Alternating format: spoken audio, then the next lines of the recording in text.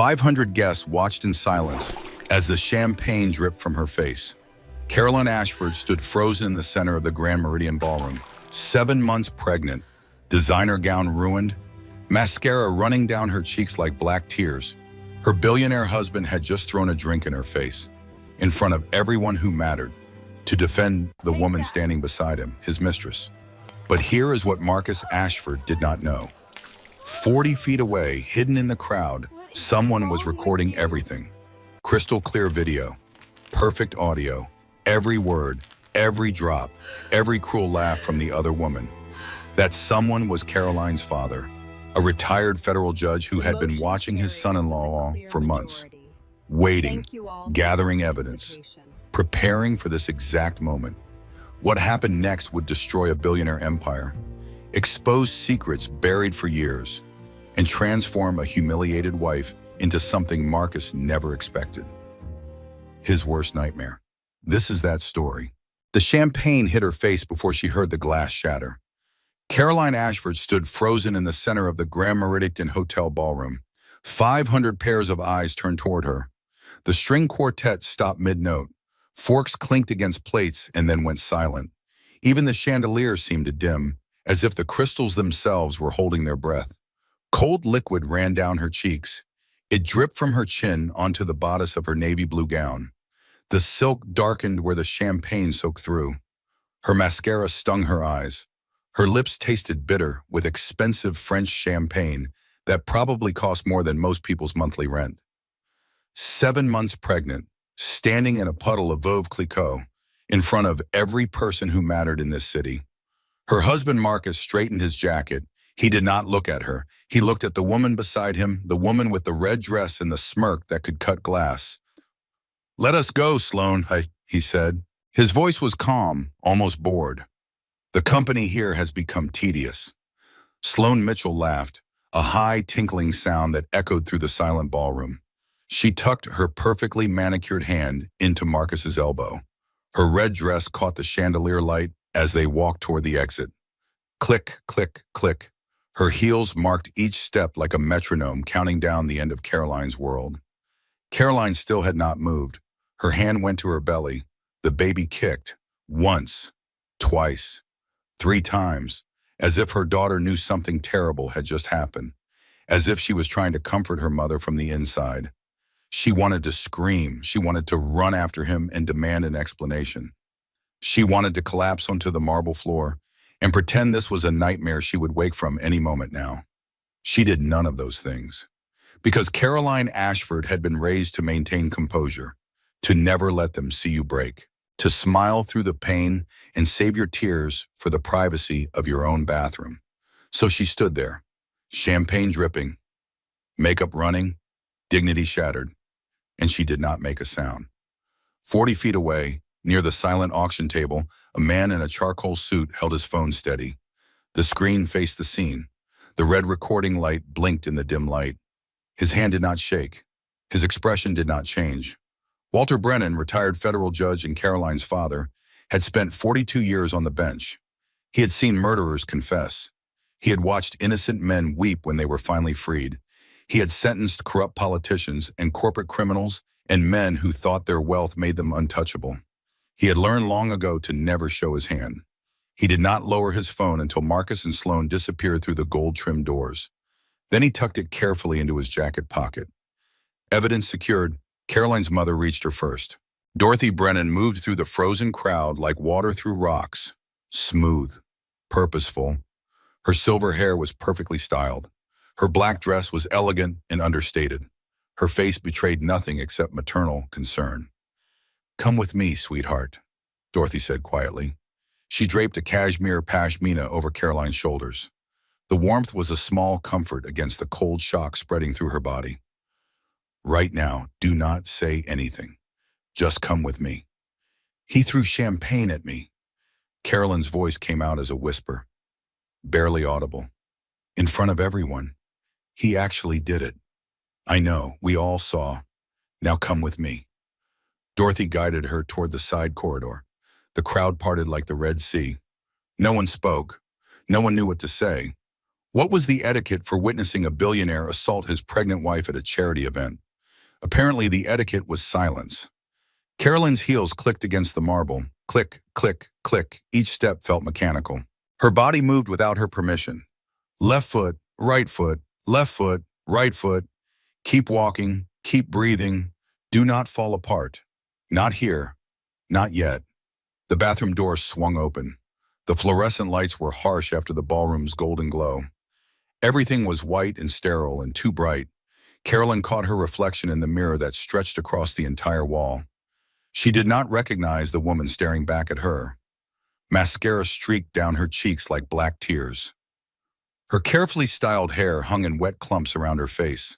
The navy gown clung to her pregnant belly, stained and ruined. The Cartier necklace Marcus had given her for their 5th anniversary hung against her chest like a mocking reminder of better times. She looked exactly how she felt. Destroyed. "Mom," her voice cracked. "He brought her to our charity event. He brought his mistress to the Brennan Foundation Gala." Dorothy turned on the faucet. She wet a hand towel with warm water. "I know. Everyone knows now. Everyone saw. 500 people just watched my husband throw a drink in my face because I asked him to leave with his girlfriend." "Yes, they did." Dorothy began dabbing at Caroline's face. Gentle strokes, careful movements. The way she had cleaned scraped knees 30 years ago when Caroline fell off her bicycle. The way she had wiped away tears when Caroline's first boyfriend broke up with her in 9th grade. Some things never changed. Mothers were always there to clean up the mess. "I confronted him," Caroline continued. Her voice was stronger now, steadier. "I told him I knew about the affair. I have known for 2 months. I found hotel receipts in his briefcase. I saw text messages on his phone. I was not making a scene. I just wanted him to take her and go. We could discuss it at home, like adults." "What did he say?" "He said I was trying to embarrass him, that I was always the victim, that I was being dramatic." Carolyn laughed bitterly. The sound echoed off the marble walls. "And then he grabbed a champagne glass from a passing waiter and threw it in my face." The bathroom door burst open.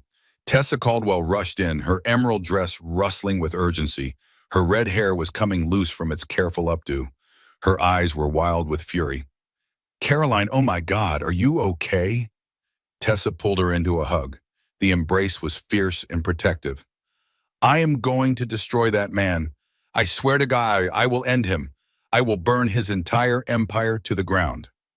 "Tessa," Dorothy's voice was calm, controlled. "Perhaps some water for Caroline." "Right, yes, water." Tessa grabbed a crystal glass from the vanity and filled it from the sink. Her hands shook with rage as she handed it over. "The whole ballroom is talking. People are recording on their phones. This is going to be everywhere by morning." TMZ, page 6, every gossip blog in existence. Carolyn took the water, but did not drink. "Let them talk, let them record. I have nothing to hide." The door opened again, slower this time, more deliberate. Walter Brennan stepped inside. He checked that the room was empty, except for family. Then he closed the door behind him and turned the lock. "Caroline," he said. His voice was the same voice that had delivered thousands of verdicts. Steady, authoritative, completely in control. "I need you to see something." He held out his phone. The screen showed a frozen image. Caroline in her navy gown. Marcus's arm raised, the champagne midair, a golden arc suspended between them. Sloane watching with that horrible smirk. "You recorded it," Caroline said. "Every second. Audio is crystal clear. His words. Your words." That woman's laugh. Walter's jaw tightened almost imperceptibly. "I have been watching him for months, sweetheart. The way he looked at that woman at the Christmas party. I know that look. I have seen it in my courtroom 1,000 times. The look of a man who thinks he can get away with anything." When Carolyn watched the video play, she watched herself stand there, helpless, humiliated. She watched Marcus throw the champagne. She watched Sloane laugh. She watched the crowd gasp and freeze. She watched herself become a victim.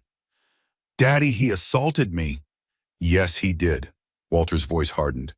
"In front of 500 witnesses. With video evidence. while you, a 7 months pregnant twin, his child. That is not just grounds for divorce. That is a criminal offense. Wow. The baby kicked again. Harder this time. Almost angry, Carolyn pressed her palm against her belly. What do I do now? Walter put his phone back in his pocket. Now you come home with us. You do not go back to that penthouse tonight. You do not speak to Marcus. You do not respond to any calls or messages. In the morning, we begin. Begin what? Making sure he never hurts you again. Making sure he pays for what he did. Making sure you and that baby are protected for the rest of your lives. Carolyn looked at her father, the man who had spent her entire life protecting her, the man who had walked her down the aisle 7 years ago, the man who had shaken Marcus's hand and welcomed him into the family, the man who had apparently seen through Marcus long before Caroline did. I trusted him, she whispered. I loved him. I thought we were going to spend our whole lives together. I know, sweetheart. I know. How did I not see it? How did I miss all the signs? Walter pulled her into his arms. She let herself be held, the way she had as a little girl when the world seemed too big and too scary. Because he did not want you to see, Walter said quietly. Men like Marcus are very good at hiding who they really are. That is not your fault. That is his design. Carolyn closed her eyes. The tears finally came, hot and silent and unstoppable. This was the worst moment of her life. She was certain of it. She was wrong.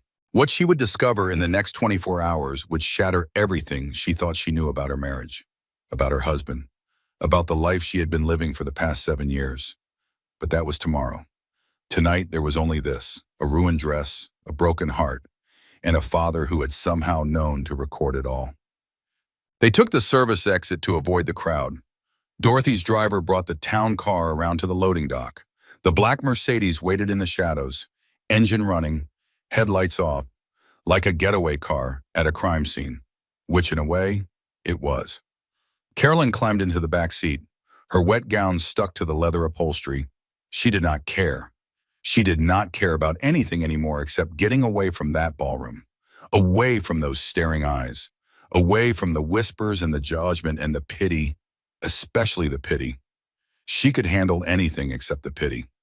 Her phone began buzzing before they even left the parking garage. The vibrations were constant, relentless, like a swarm of angry bees trapped in her clutch. Text after text, call after call. The screen lit up with names she recognized. Friends, acquaintances, people she had not spoken to in years, people who suddenly had something very important to say to her. Someone posted a video, Tessa said from the front seat. She had insisted on coming. Wild horses could not have kept her away. It already has 50,000 views, and it has only been 20 minutes. Carolyn did not look. She stared out the window at the city lights passing by, blurred streaks of gold and white against the darkness. The hashtag is trending, Tessa continued. Gala drama, billionaire abuser, protect Caroline. Twitter is going absolutely insane. Turn it off, Dorothy said. She does not need to see that tonight. No. Caroline's voice was quiet but firm. I want to know what they are saying. Tessa handed her phone back. Caroline scrolled through the comments with numb fingers.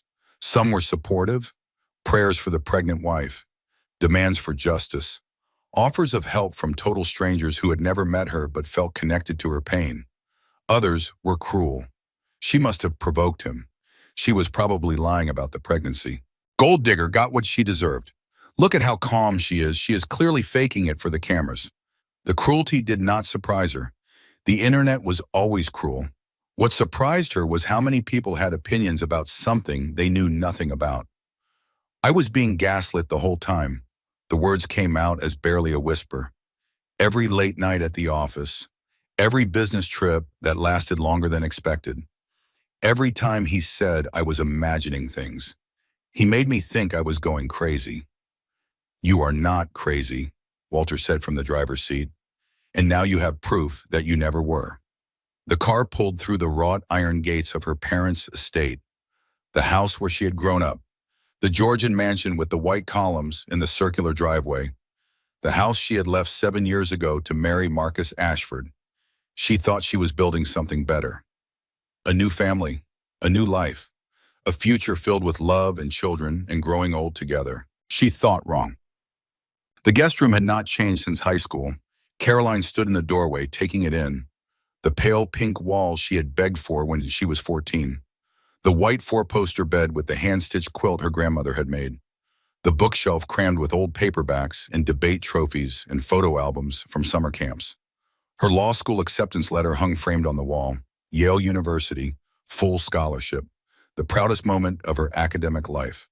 A photo of her and Marcus at their engagement party sat on the dresser. Both of them smiling, both of them certain they had found forever. She picked up the photo, studied his face, the square jaw, the dark hair perfectly styled, the blue eyes that had seemed so warm and loving when they first met. When did it change? When did the man she married become the man who threw champagne in her face? Or had he always been this way? Had she simply refused to see it? He used to bring me flowers every Friday, Carolyn said to the empty room, for the first 2 years of our marriage. Every Friday without fail. White roses. My favorite. She set the photo face down on the dresser. Then it became every other Friday, then once a month, then not at all. She sat down on the edge of the bed. The mattress was softer than she remembered. I told myself he was just busy. The company was growing. He had a lot on his mind. I told myself the flowers did not matter. What mattered was that he came home every night. Except he did not always come home every night. Not anymore. Her mother knocked softly on the door. I brought you some tea and a change of clothes. Dorothy set the tray on the nightstand. Chamomile, Carolyn's favorite since childhood. Warm and golden and smelling like comfort. Thank you, Mom. Do you want to talk about it? Carolyn shook her head. Not yet. I need to think. I need to understand how I got here. Dorothy sat beside her on the bed, close but not touching, giving her space while still being present. When I was young, Dorothy said quietly, my mother told me something I never forgot.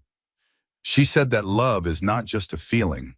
It is a choice you make every single day. And when someone stops choosing you, all the feelings in the world cannot make up for that absence. Did you ever feel like Dad stopped choosing you? No, not once in 40 years. Dorothy took her daughter's hand.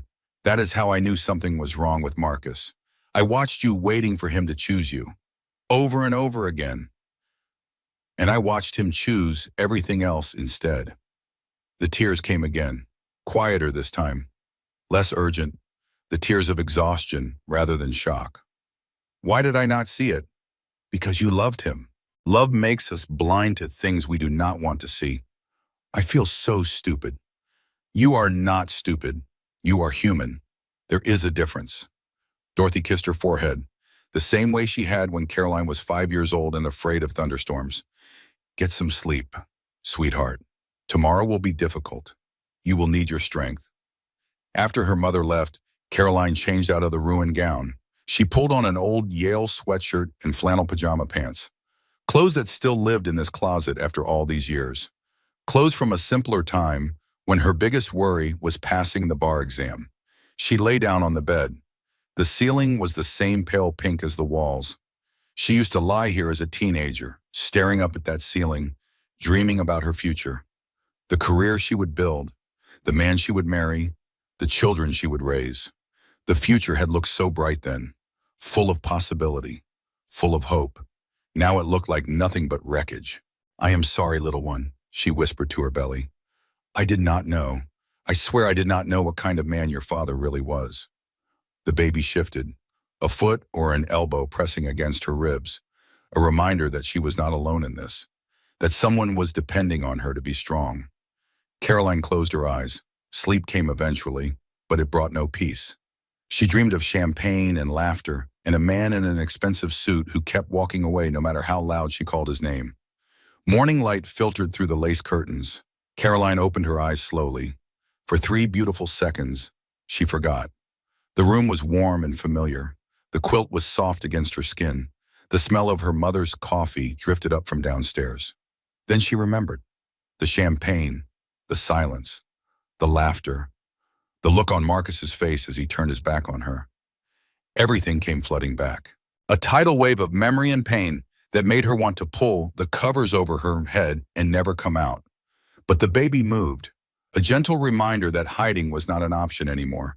She forced herself out of bed. Her body ached in places she did not expect. Her shoulders were tense from sleeping curled in a ball. Her eyes were swollen from crying in her sleep. Her belly felt heavier than usual, as if the baby had gained 5 pounds overnight. Her reflection in the mirror was not encouraging, dark circles under her eyes like bruises. Her hair was a tangled mess of champagne-stiffened waves. Her lips were cracked from dehydration. She looked like a woman who had been through a war, which in a way she had. A knock at the door, her father's voice. "Caroline, breakfast is ready. We need to talk." She splashed cold water on her face, pulled her hair back into a messy ponytail, changed into clean clothes from her old closet, jeans that no longer fit over her belly, and an oversized sweater that smelled faintly of mothballs. Good enough. She did not have the energy for anything more.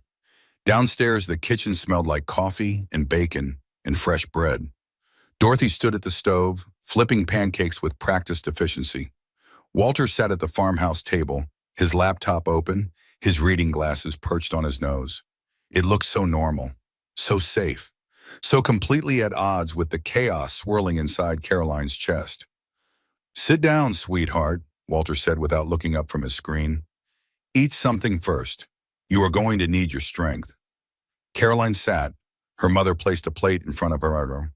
Pancakes with fresh blueberries, crispy bacon, a glass of freshly squeezed orange juice, her favorite breakfast since childhood. She took a bite.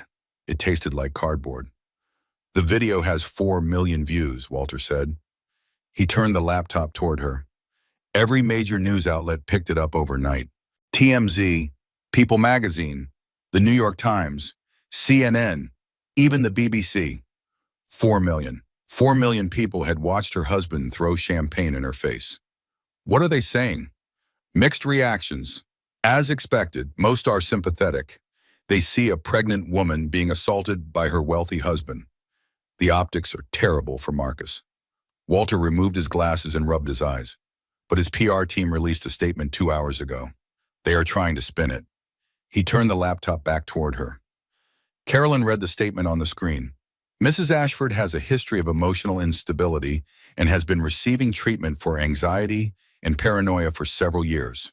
Mr. Ashford acted in self-defense after she made wild accusations in public that threatened both his reputation and his business interests. He is deeply concerned for her mental health and the well-being of their unborn child. He asked for privacy during this difficult time and hopes his wife will get the help she clearly needs." Carolyn read it again and again. Each word felt like a knife sliding between her ribs. "Self-defense," she said. Her voice was barely a whisper. "He is claiming self-defense. Emotional instability." Dorothy's voice was ice. She had stopped flipping pancakes. She stood at the stove with the spatula frozen in her hand. "They are going to try to make you look crazy. I have never had a mental health crisis in my life. I have never even seen a therapist. Where are they getting this?" "They are making it up," Walter said flatly. "It is what men like Marcus do when they get caught. Attack the credibility of the accuser, make the victim look unstable so no one believes her." "But it is lies, all of it. I can prove it is lies." "We know that, and we can prove it." Walter pulled out a thick manila folder. "But first, there is something you need to see. Something I have been gathering for the past 6 months." He spread the documents across the kitchen table.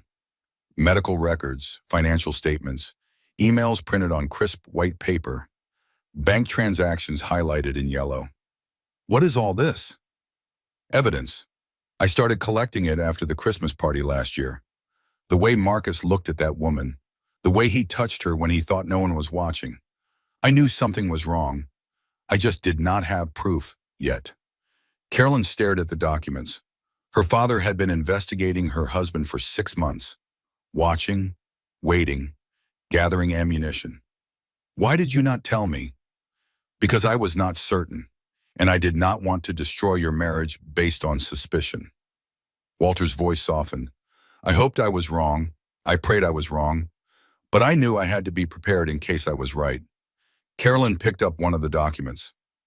A bank statement, Marcus's personal account, transactions highlighted in yellow. 3 months ago, Marcus transferred $18 million to offshore accounts in the Cayman Islands, Walter explained. He has been slowly moving assets out of the country, hiding them in shell companies, preparing for something. Preparing for what? Divorce. Walter slid another document toward her. He has been consulting with divorce attorneys since August. 4 different firms, all specializing in high asset separations. August. She had told Marcus she was pregnant in July. He was planning to leave me, before the baby was even born, before he even knew if it would be a boy or a girl. It appears so, but he has a problem. Walter pulled out another document. Your prenuptial agreement. Carolyn remembered signing it 7 years ago, the week before their wedding. Marcus's lawyers had presented it as a formality, something all wealthy families did. Nothing personal. Her father had insisted on adding his own provisions before she signed. She had thought he was being overprotective. Now she understood he was being smart. The prenup contains an infidelity clause, Walter said. If either party engages in adultery during the marriage, they forfeit their claim to marital assets. The cheating spouse gets nothing. I remember, you insisted on that clause. And Marcus agreed to it, because at the time, he thought he would never get caught. He thought he was too smart, too careful. Walter's jaw tightened. He was wrong. But we still need to prove adultery. His lawyers will claim the affair never happened. They will say that Sloan is just a colleague, a friend. That brings me to the last piece of information. Walter paused. He looked at Dorothy. She nodded slowly. This is going to be difficult to hear, but you need to know. Just tell me. Sloan Mitchell is pregnant, 8 weeks along. The father is Marcus. The words did not register at first. Carolyn heard them, but they did not make sense. They were just sounds, syllables strung together in a meaningless pattern. Sloan was pregnant with Marcus's child, while Caroline was 7 months pregnant with Marcus's child. He got another woman pregnant while his wife was carrying his baby. The room tilted. The edges of Caroline's vision went dark. She gripped the edge of the table so hard her knuckles turned white. I am going to be sick, she said. She made it to the kitchen sink just in time. Everything she had eaten came back up. The pancakes, the orange juice, the bitterness of betrayal. Dorothy was beside her instantly, cool hands on her forehead, gentle words in her ear, a wet cloth pressed against the back of her neck. Breathe, sweetheart. Just breathe, in and out, that is it. But Carolyn could not breathe. The room was spinning, her chest was tight, her baby was kicking frantically, responding to her distress. He was not just cheating. The words came out between gasps. He was building a new family, a replacement family. He was going to throw me away like garbage and start over with her. I know. Our entire marriage was a lie. Everything I believed, everything I trusted, all of it was a lie. Carolyn gripped the edge of the sink. The cold porcelain bit into her palms. She forced herself to take deep breaths. In and out, in and out. The baby kicked again, softer this time.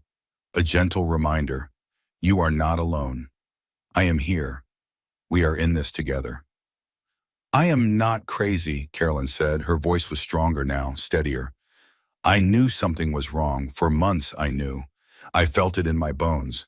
And every time I said something, he made me think I was imagining it. He made me doubt my own sanity. That is called gaslighting, Dorothy said. It is what abusers do. They make you question reality so you never trust yourself enough to leave. But I was right. I was right about everything. Yes, Ushaya, yes you were. Carolyn turned around. She leaned against the sink and looked at her parents. The 2 people who had loved her unconditionally since the day she was born. The 2 people who had never stopped believing in her, even when she stopped believing in herself. What happens now? She asked. Walter's expression shifted. The concerned father became the federal judge. Sharp, focused, ready for battle. We fight. We file criminal assault charges. We file for divorce. We enforce the prenup. We take everything he has. And if he fights back, he will fight back. Men like Marcus always do. They do not go quietly. They do not surrender gracefully. They burn everything to the ground before they admit defeat. Then what? Then we burn brighter. Walter stood up from the table. He crossed to his daughter and put his hands on her shoulders. You are not alone in this, Carolyn. You have your mother. You have me. You have friends who love you. You have the truth on your side. And most importantly, you have that baby to fight for. Caroline touched her belly, her daughter, her reason to keep going even when she wanted to give up. I am scared, Daddy. I know, but fear is not weakness. Fear is what keeps us alert, what keeps us sharp. Walter pulled her into a hug. And I promise you this, that man is going to pay for what he did. Every last penny, every last shred of dignity. I will make sure of it. For the first time since the champagne hit her face, Carolyn felt something other than despair. She felt hope. It was small, fragile, barely a flicker in the darkness.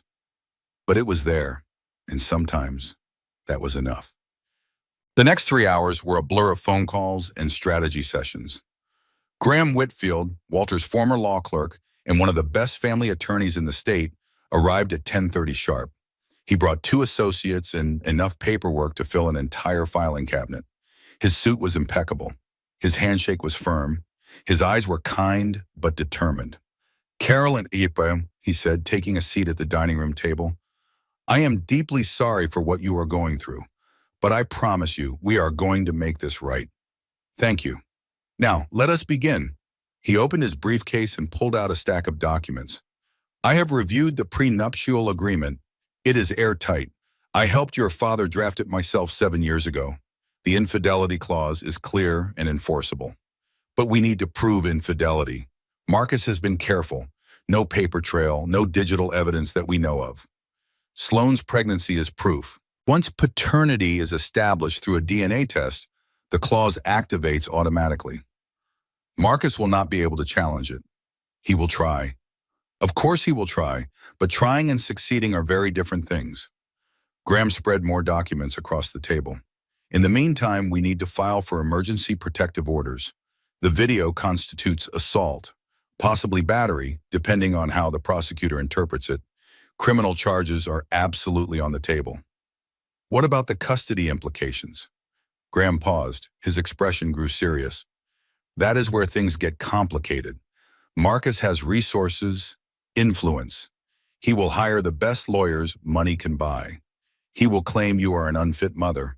He will use the fake mental health history they created in that PR statement. But it is all lies. We know that, but lies can be powerful when they are told loudly enough and often enough. We need to get ahead of this. Graham pulled out his phone. I am filing our motions today. Emergency restraining order, criminal assault complaint, petition for divorce, all of it. We strike first. We strike hard. We do not give him time to regroup. Caroline's phone buzzed on the table. Marcus's name flashed on the screen.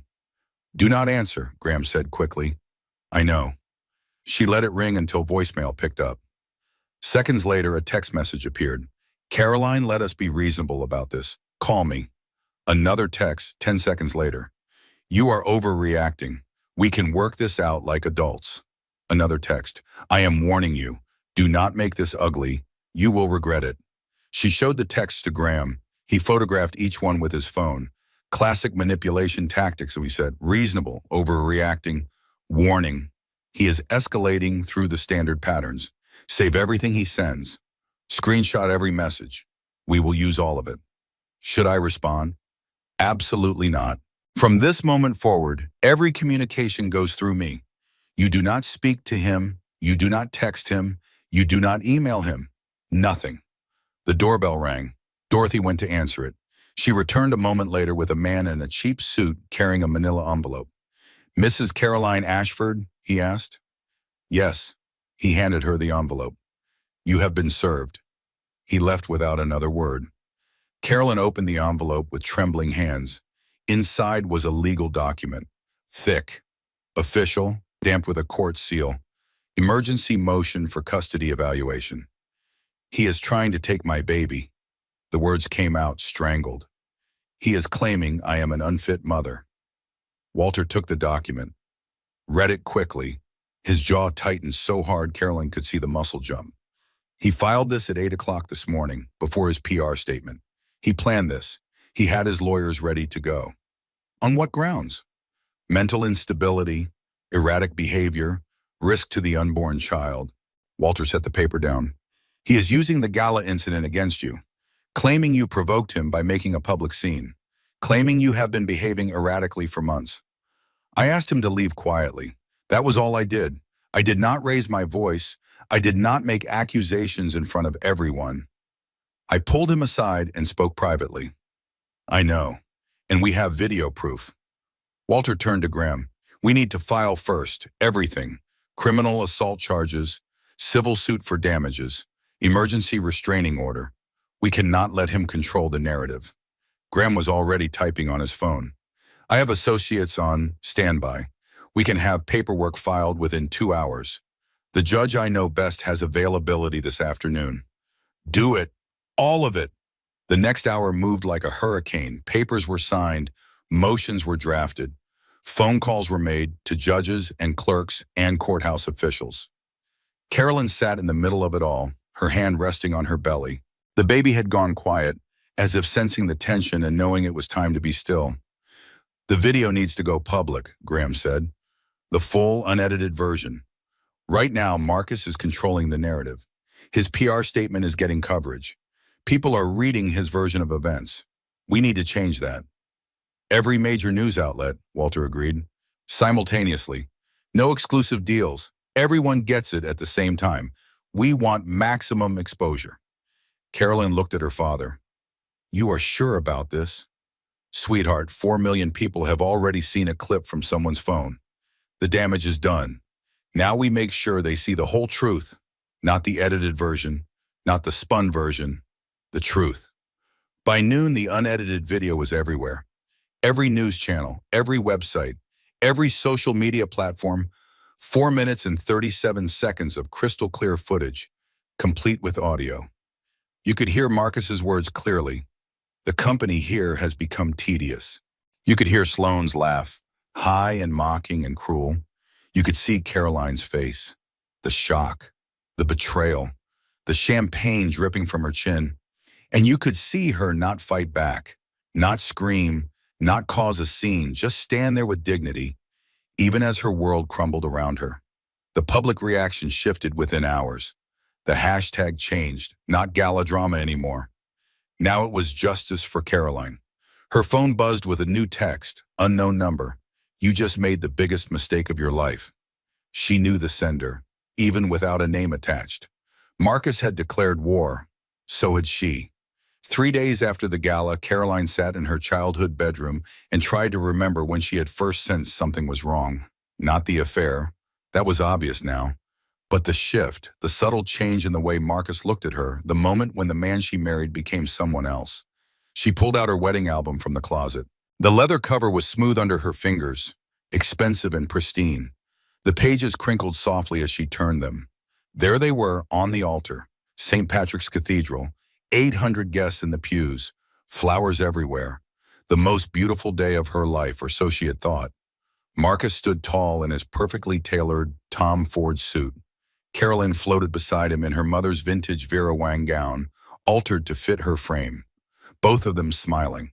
Both of them certain they had found their forever person. You look so happy, Tessa said from the doorway. She had been staying at the Brennan estate since the gala, refusing to leave Carolyn's side. We all thought you had found the perfect life, the fairy tale ending. I thought I had too. Tessa crossed the room and sat beside her on the bed. She smelled like the lavender soap from the guest bathroom. When did it start? The affair with Sloane, I mean. Do you have any idea? I do not know for certain. Maybe a year ago, maybe longer.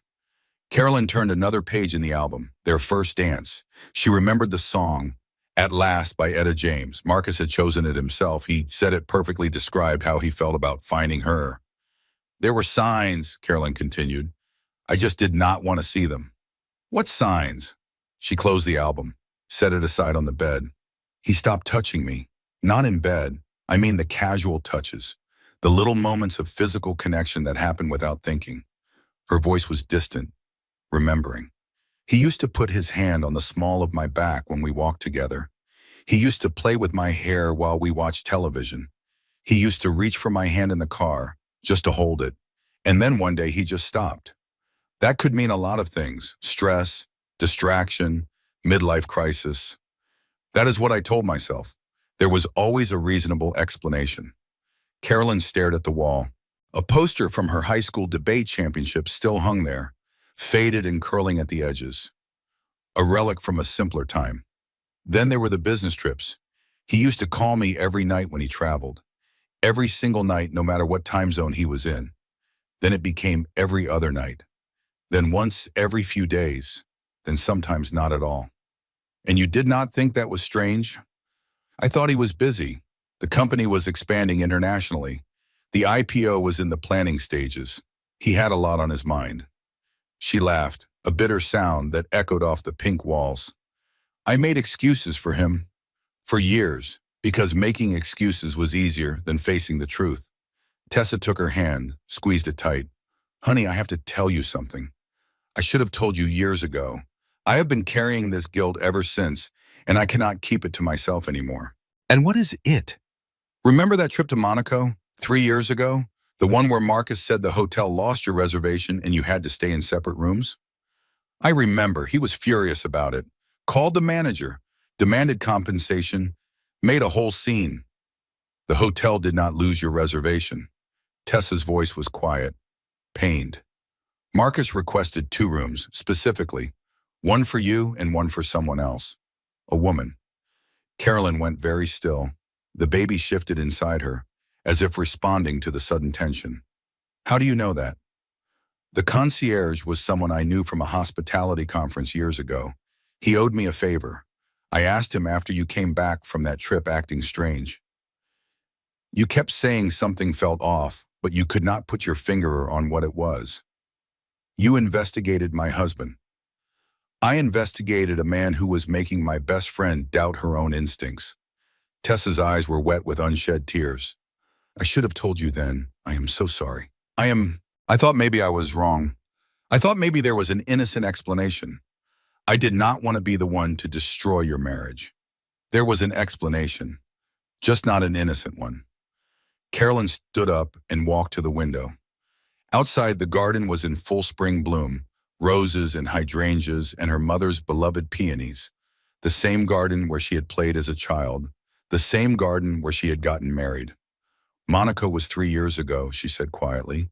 The affair has been going on for 3 years, maybe longer. I am so sorry, Carolyn. It is not your fault. None of this is your fault. She pressed her forehead against the cool glass. I kept wondering what I did wrong, what I could have done differently. Maybe if I had been more attentive, more exciting, more beautiful, more something. Stop, right now. I know it is not my fault. Logically, I know that. Her breath fogged the glass, but I still feel it. The shame, the failure. The sense that if I had just been better, he would not have needed to look elsewhere. That is what abusers want you to think. They make you feel responsible for their choices. I was supposed to be smarter than this. I graduated top of my class at Yale Law. I could spot a lying witness from across a courtroom. I could read a deposition and find every inconsistency. But I could not see what was happening in my own house, in my own bed. Tessa stood and crossed to her, put her arms around Caroline from behind, held her while she stared out at the garden. Do you know what the worst part is? Caroline asked. What? I still love him, or I love the person I thought he was. The man who brought me flowers every Friday. The man who cried when I told him I was pregnant. The man who used to make me laugh until I could not breathe. That man might not have ever existed. I know, and I hate myself for still loving him anyway. You are not stupid for loving someone. You are human. Love does not come with an off switch. They stood there for a long moment, 2 women framed by a window, the spring sunlight warming their faces, the baby kicking gently between them. How do I stop loving someone who never existed? Caroline asked. I do not know, but you will figure it out. You always do. That night, Caroline could not sleep. She wandered the house like a ghost in her grandmother's old bathrobe, through the kitchen where she had learned to make chocolate chip cookies, through the living room where she had practiced her debate speeches, through her father's study where she had announced her decision to go to law school. Every room held memories, happy ones, safe ones, before Marcus, before everything fell apart. She ended up in the library, floor-to-ceiling bookshelves lined with leather-bound volumes and dusty paperbacks. A worn leather armchair sat by the fireplace. The smell of old paper and wood polish and her father's pipe tobacco lingered in the air. Her father sat in the armchair, reading by lamplight. A glass of whiskey sat untouched on the side table. His reading glasses were perched on his nose. "Could not sleep?" he asked without looking up. "No, how?" She settled onto the ottoman at his feet, the way she had as a little girl. "You either, apparently." "I have not slept well since the gala." He closed his book, set it aside. "I keep thinking about what I missed, what signs I should have seen earlier, what I could have done to prevent this." "You saw enough. You started gathering evidence 6 months ago. But I did not act sooner. I did not warn you.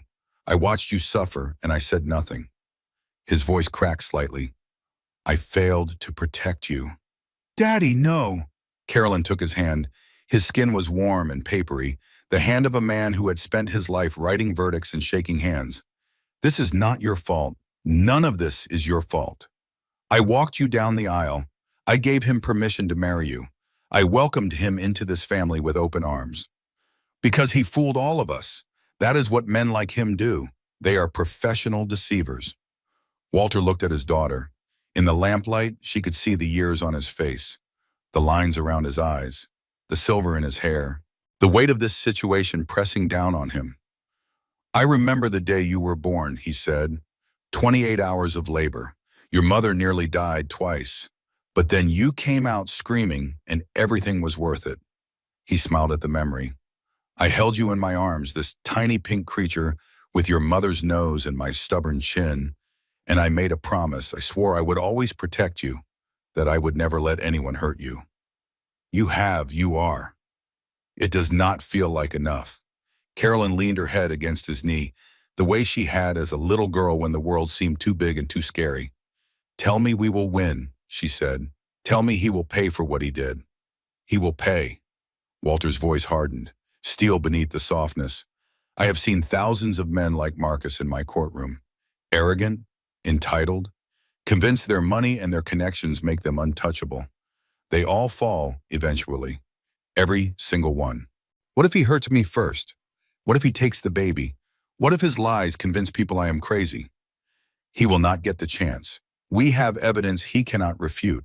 We have allies he does not know about. And we have something he will never have." "What?" "The truth." Walter stroked her hair gently. "Lies require constant maintenance. You have to remember what you said and to whom. You have to keep your story straight. You have to anticipate every question. The truth is simple. It just is what it is." They sat in silence for a while. The old clock on the mantel ticked steadily. Somewhere outside, an owl hooted in the darkness. "I used to dream about my wedding day," Carolyn said eventually.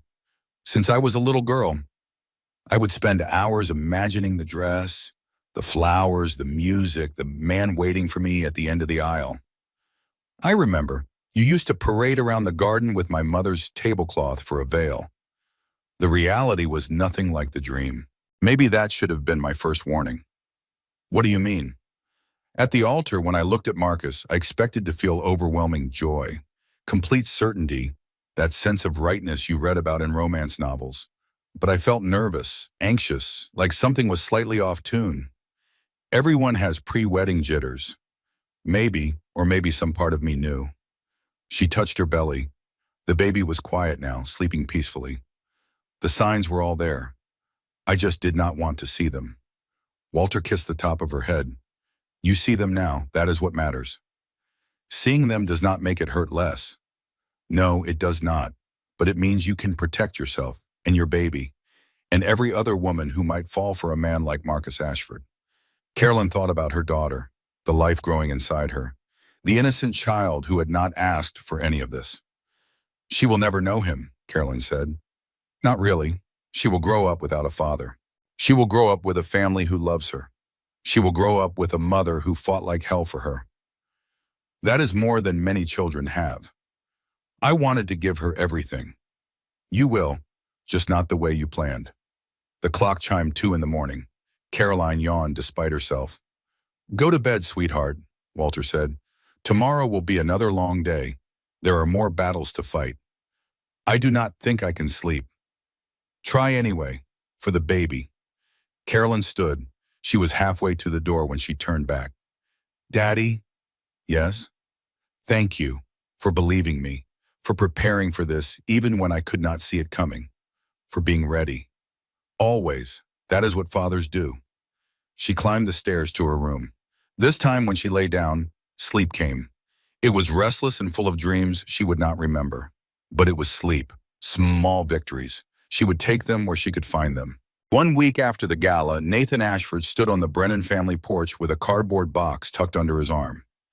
Carolyn recognized him immediately through the window, Marcus's younger brother. Same dark hair, same sharp cheekbones, same tall, athletic build.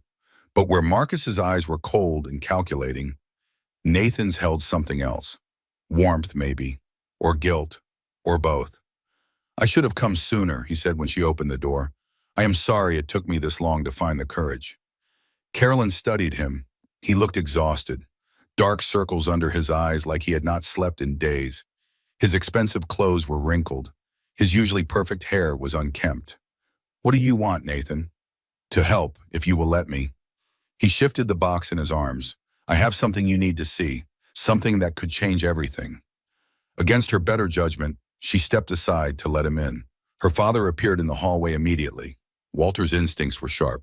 He had heard the doorbell and come to investigate. Nathan Ashford, Walter said. His voice was neutral, but his eyes were watchful. This is unexpected. I know. I should have come days ago, weeks ago, years ago, honestly. Nathan set the box on the kitchen table. His hands were shaking slightly. But I was afraid of what my brother would do if he found out I was helping you. And you are not afraid now? I am terrified, but I am more terrified of staying silent. Nathan looked at Caroline. What Marcus did to you at the gala, I watched the video 100 times, and I could not stop thinking about all the times I looked the other way, all the times I made excuses for him, all the times I told myself it was none of my business. What is in the box? Carolyn asked. Evidence, 5 years of it. Nathan pulled off the lid. Inside were folders, dozens of them, each one labeled with dates and categories.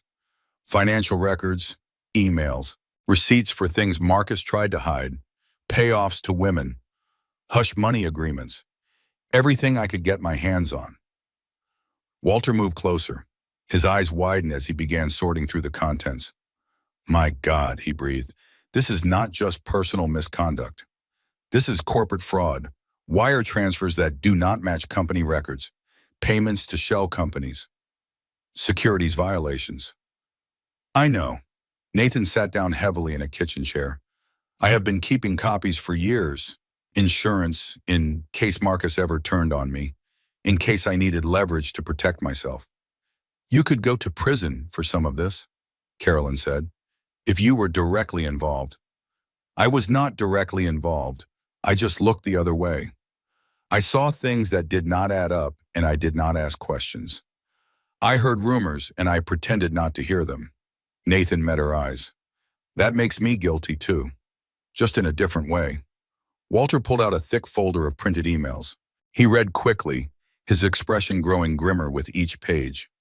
Marcus used company funds to pay off his mistresses, he said, at least 4 women over the past 5 years, all bound by non-disclosure agreements, all paid between $50,000 and $200,000 to stay silent.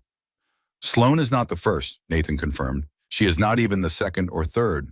She is just the one who gave him something he wanted badly enough to risk everything. A child, Carolyn said. The word tasted like ash in her mouth. She gave him another child. A son, or that is what the early genetic tests suggest. Marcus has always wanted a son. Nathan looked down at the table. I am sorry, I know that makes this even harder. A son. Marcus had always talked about wanting a son, someone to carry on the Ashford name, someone to inherit the empire, someone to mold in his own image. Carolyn was carrying a girl she had known for weeks, had not told Marcus yet. Maybe that was why he had started pulling away. Maybe he already knew somehow. Or maybe he just did not care anymore. This changes things, Walter said. He was still sorting through documents. With this evidence, we are not just looking at divorce proceedings. We are looking at criminal charges, federal charges. The SEC will want to see this. The FBI might want to see this. I know. Nathan stood up. Do what you need to do. I will testify if necessary, under oath, on the record, whatever it takes. Why? Carolyn asked. The question had been burning in her since he walked through the door. Why betray your own brother? Your own blood? Nathan paused. He was standing by the window, sunlight streaming in around him.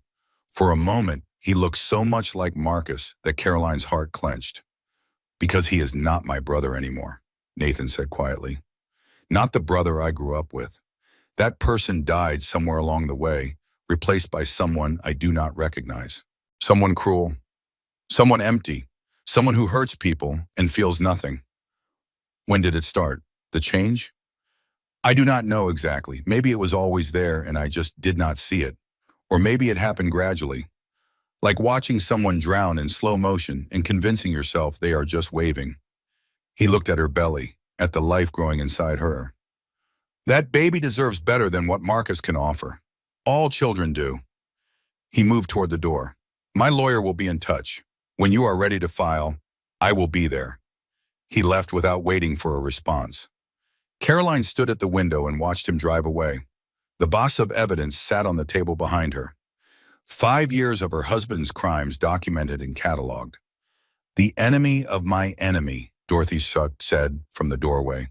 She had been listening from the hall. I do not trust him. You do not have to trust him. You just have to use what he gives you. Carolyn turned back to the table, began looking through the folders herself, page after page of betrayal, transaction after transaction, woman after woman. She had not known Marcus at all. She had been married to a stranger. That afternoon brought another unexpected visitor. Carolyn opened the door to find Vivian Ashford standing on the porch. Marcus's mother, the matriarch of the Ashford dynasty, the woman who had criticized Caroline's table settings at every family dinner for 7 years. May I come in? Vivian asked. Her voice was different than usual. Softer, almost hesitant. Please, I know I have no right to ask, but this is important. Against every instinct screaming at her to slam the door, Caroline stepped aside. They sat in the formal living room like strangers at a funeral. The antique furniture felt cold and unwelcoming. Dorothy hovered nearby, ready to intervene if necessary. I watched the video, Vivian said finally. She did not look at Caroline. She stared at her own hands folded in her lap. The real one, not the edited version Marcus's PR team has been circulating. Everyone has seen it by now. Yes, but not everyone has to live with the knowledge that they raised the man who did that. Vivian's voice cracked. I failed him, Carolyn. I failed both my sons. I let their father turn them into this. What do you mean their father? Edward was unfaithful throughout our marriage. From the very beginning. 23 affairs that I know of. Probably more. Vivian's voice was flat, emotionless. The voice of someone recounting facts they have long since stopped feeling. I looked the other way every time. Told myself it was just how men of our class behaved. Told myself I was being sophisticated, European, modern. And Marcus learned from that. He learned that men like him can do anything without consequences. That women exist to be used and discarded. That marriage is a business arrangement, and mistresses are just an employee benefit. Vivian finally looked up. Her eyes were red-rimmed. I should have left Edward years ago. I should have taken my boys and started over. But I was afraid. Afraid of what? Of losing everything. The money, the houses, the social position, the life I had built. She laughed bitterly. Now I realize I had nothing worth keeping anyway. A hollow marriage. Children who learned all the wrong lessons. A lifetime of pretending to be happy. Caroline did not know what to say. Part of her wanted to comfort this broken woman. Part of her wanted to scream that comfort was not something she had to spare right now. Vivian reached into her designer purse. She pulled out a manila envelope and placed it on the coffee table between them. Edward's will left Marcus controlling interest in Ashford Dynamics, she explained, but the inheritance was conditional. He had to maintain what the will called family values and a reputation befitting the Ashford name. The exact language is in these documents. The board can remove him. With sufficient evidence of conduct unbecoming, yes, a 2/3 majority vote. Vivian pushed the envelope toward Caroline. These are copies of the board bylaws, the removal procedures, the voting requirements, and my sworn affidavit regarding what I witnessed at the gala. Caroline picked up the envelope. It was heavier than she expected. Why are you helping me? I thought you hated me. I never hated you. I was jealous of you. Vivian's admission seemed to surprise even herself. You had everything I wanted, a loving family, self-respect, a career you built on your own merits. You did not need Marcus. You chose him. I chose wrong. We all choose wrong sometimes. The difference is what we do after we realize our mistake. Vivian stood to leave. She looked older than Caroline had ever seen her, smaller somehow, as if the secrets she had been carrying had finally crushed her. That baby is my grandchild, Vivian said. My only grandchild, unless Marcus's other woman carries to term. And I will not let my son destroy another generation of this family. What do you want in return? Nothing. I want nothing except the chance to be a better grandmother than I was a mother, if you will allow it, someday, when you are ready. After she left, Caroline sat alone with the envelope in her hands, 2 Ashfords in one day, both turning against Marcus. Well, Dorothy said, returning from seeing Vivian out, that was unexpected. I do not trust her either. Of course not. She enabled her husband's behavior for decades. She created the environment that produced Marcus. Dorothy sat beside her daughter. But wounded animals can be useful. They have nothing left to lose. Carolyn opened the envelope and began reading. Vivian was right about one thing. The board could remove Marcus as CEO. With Nathan's financial evidence and Vivian's testimony, they could strip him of everything he had built. It would not undo the pain. It would not give Caroline back her marriage, or her innocence, or the life she thought she was going to live. But it was a start. 2 weeks after the gala, the legal war officially began. Graham Whitfield filed the divorce petition on a Monday morning. By Monday afternoon, Marcus's lawyers had filed a counter-petition claiming abandonment and emotional cruelty. They are claiming I abandoned him, Carolyn said, staring at the documents. I left after he threw a drink in my face in front of 500 people. They know it will not hold up, Graham assured her. This is just noise. They are trying to drag out the proceedings and make everything as painful as possible. Why? Because pain is the only weapon Marcus has left. He cannot win on the merits. So he is going to try to win by wearing you down. The next week brought a flurry of motions and counter-motions, requests for discovery, subpoenas for financial records, depositions scheduled and rescheduled. Each day seemed to bring a new crisis, but the biggest battle was still to come. The board meeting was scheduled for a Tuesday. Caroline spent the night before unable to sleep, going over strategy with her father and Graham until 3 a.m. The key is presenting the evidence in the right order, Graham explained. We start with the personal conduct. The affairs, the assault at the gala, that establishes the pattern of behavior. Then we move to the financial irregularities, the embezzlement, the securities violations. That is what will scare the board. They do not care about his personal life, Walter added. These are business people. They care about liability. They care about the IPE. They care about anything that might affect their stock options. So we appeal to their greed. We appeal to their self-interest.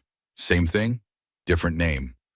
The morning of the board meeting, Caroline dressed carefully. Navy blue dress, conservative cut, minimal jewelry. She wanted to look professional, competent. Nothing like the emotional, unstable woman Marcus's PR team had been describing. The Ashford Dynamics headquarters was a glass tower in the financial district. 60 stories of corporate ambition reaching toward the sky. Marcus had built it from nothing. His greatest achievement, his monument to himself. Caroline had not been here in months. She used to visit regularly, bring Marcus lunch, meet him for dinner. Now the building felt hostile, enemy territory. The boardroom was on the top floor, floor-to-ceiling windows with views of the entire city, a massive table surrounded by leather chairs, everything chrome and glass and cold. Marcus was already there when she arrived. He sat at the head of the table like a king on his throne. He had not expected her. His face cycled through surprise, then anger, then forced calm in the span of 2 seconds. Caroline. His voice was controlled, pleasant even, as if they were meeting at a cocktail party. What are you doing here? I have business with the board. She took a seat at the opposite end of the table. Graham sat beside him. Her father took a position near the wall, observing. Do not worry, it should not take long. The board members shifted uncomfortably in their leather chairs, 12 men and women who had spent years deferring to Marcus Ashford, agreeing with his decisions, taking his money. Now they watched his pregnant wife sit down with a briefcase full of documents and a look of absolute determination. What is this about? Marcus demanded. His composure was slipping. Carolyn could see the anger building behind his eyes. Evidence, Graham said calmly, of fraud, embezzlement, securities violations, and conduct unbecoming of a CEO. This is ridiculous. I am not going to sit here and listen to baseless accusations from my estranged wife and her hired gun. Then perhaps you should leave, because the board is going to hear these accusations whether you are present or not. Marcus's jaw tightened, but he stayed in his seat. Leaving would be an admission of guilt. He was too proud for that. For the next 2 hours, Graham presented the case. He started with the personal conduct, the affairs documented in Nathan's files, the payoffs to former mistresses, the assault at the Gala, with the video evidence projected on the boardroom screen for everyone to see again. Then he moved to the financial crimes, the offshore accounts, the shell companies, the wire transfers that did not match company records, the embezzlement of company funds to pay personal expenses. Carolyn watched the board members' faces as each piece of evidence landed. Shock, disgust, fear. They had tied their fortunes to Marcus Ashford, and now they were realizing exactly what that meant. This evidence was obtained illegally, Marcus interrupted. His voice had lost its earlier composure. Now it was sharp, desperate. My brother stole those documents. Anything he provided is inadmissible. In criminal court, perhaps, Graham replied, but this is not a criminal proceeding. This is a board meeting, and the bylaws allow consideration of any evidence relevant to the potential removal of a CEO. The bylaws also require a 2/3 majority vote for removal. You will never get 2/3. I am aware of the requirements. Graham nodded toward Vivian, who had been sitting silently in the corner of the room. Mrs. Ashford Sr. controls 18% of voting shares through her trust. Combined with the shares held by board members who have already indicated their support for removal, we have 71%. Marcus's face went pale. He turned to his mother. You cannot be serious about this. Vivian met his gaze without flinching. I am very serious, Marcus. More serious than I have been about anything in years. I am your son. You were my son. The boy I raised would never have thrown champagne in his pregnant wife's face in front of 500 people. Her voice was ice. The boy I raised had a conscience. Somewhere along the way, you lost yours. This is a conspiracy. You are all conspiring against me because you are jealous of what I built. Carolyn spoke for the first time in nearly an hour. No, Marcus, this is not a conspiracy. This is consequences. Something you have avoided your entire life because your money and your charm and your family name always protected you. She stood, her pregnant belly prominent against her navy dress. Those protections are gone now. He turned on her with fury blazing in his eyes. You will regret this. I will destroy you. I will take everything you have. Our child will never know you. Our child will know exactly who you are. Carolyn's voice was calm, steady. The anger that had been burning inside her for weeks had finally found its purpose. I will make sure of it. And the board voted, 9-3 in favor of removal. Marcus Ashford was stripped of his position as CEO of Ashford Dynamics, the company he had built from nothing, the empire that bore his name. Security escorted him from the building. Caroline watched through the boardroom windows as he emerged on the street below. He looked up at the tower, his tower. For a long moment, he just stood there. Then he got into a waiting car and drove away. Caroline did not celebrate.